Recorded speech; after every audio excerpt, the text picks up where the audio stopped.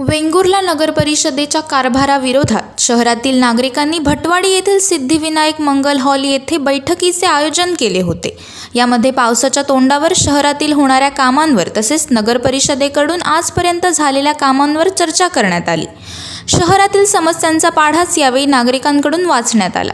काही गोष्टी ज्या आता म्हणजे जाणीवपूर्वक जे काही चालू आहे, उदाहरणार्थ पावसाळ्याच्या अगोदर असणारी जी कामं ज्यांचे वर्क ऑर्डर झालेले आहेत, ज्यांची टेंडर झालेली आहेत फेब्रुवारीमध्ये, ती कामं काही जणांच्या अट्टहासापोटी, उदाहरणार्थ आपला मार्केटमधलं गटर, जे गटर म्हणजे त्या ठिकाणी अनेक सांडपाणी येतं सगळं, तर त्या ठिकाणचं ते गटर अगोदर फेब्रुवारी मार्चमध्ये झालं पाहिजे होतं। ते ऐन पावसाच्या तोंडावर व्यापाऱ्यांची मिटिंग घेऊन केलं गेलं।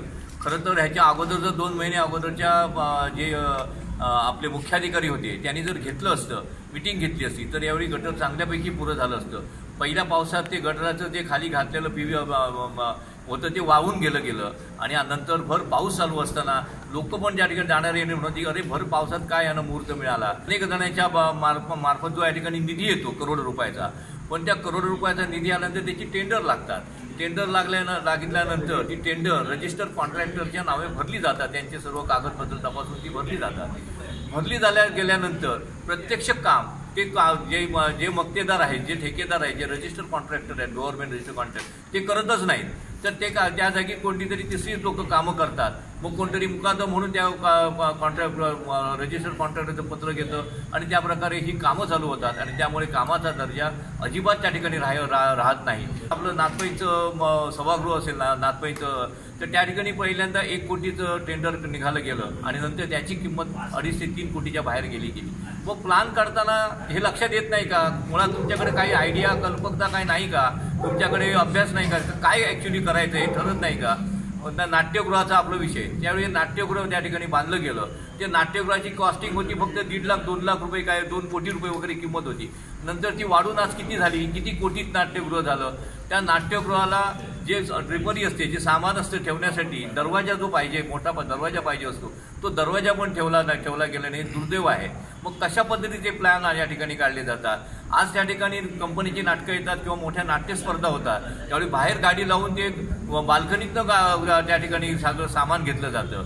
मच्छी मार्केट, वेंगुर्ल्याचं मच्छी मार्केट फार गाजावाजा करून मच्छी मार्केटचं त्या ठिकाणी आपण हे केलं, उद्घाटन झालं, दिसायला खूप छान झालं। कोल्ड स्टोरेज त्या ठिकाणी, वर हॉटेल वगैरे सर्व गमजा मारल्या गेल्या। प्रत्यक्षात आज त्या ठिकाणी पूर्वी वेंगुर्ल्याच्या मच्छी मार्केटमध्ये रोज सकाळ संध्याकाळ ताजे मासे यायचे व त्या मच्छी मार्केटमध्ये बसायचे। गावात कुठेही इतर ठिकाणी मासे बसले जात नव्हते। अगदी तृप्ती हॉटेलपासून ते आमच्या गिरणीपर्यंत त्या ठिकाणी मासे विक्री व्हायची, शनीच्या बांधणीच्या त्या ठिकाणपर्यंत।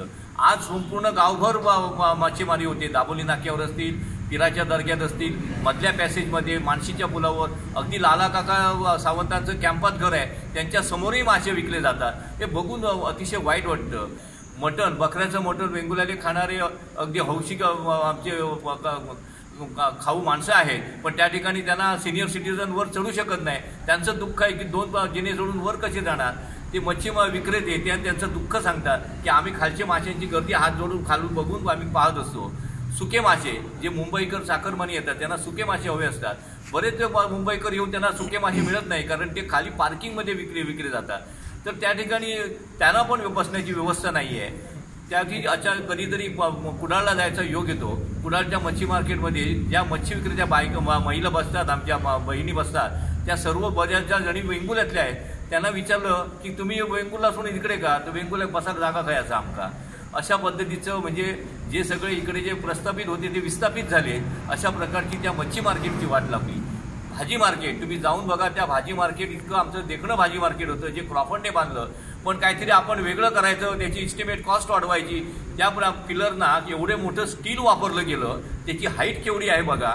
त्या हाईटच्या मनाने त्याचा असा फ्लोर, जो आमचा मारुती जो संपूर्ण रक्षणकर्ता होता, तो गेला खड्ड्यामध्ये, त्याला खड्ड्यात गेलं। त्या ठिकाणी स्टेप करून स्टेज बनवलं गेलं आणि संपूर्ण पाठीमागे जायची जी रस्ता होता, वाट होतं, खुलं मार्केट होतं भाजी मार्केट, ते बंद करण्यात आलं। आणि आमचं सर्वांचं म्हणणं आहे की बेनामी ठेकेदारी बंद व्हावी, कामाची क्वालिटी राहावी, कामाचा दर्जा चांगला राहिला पाहिजे।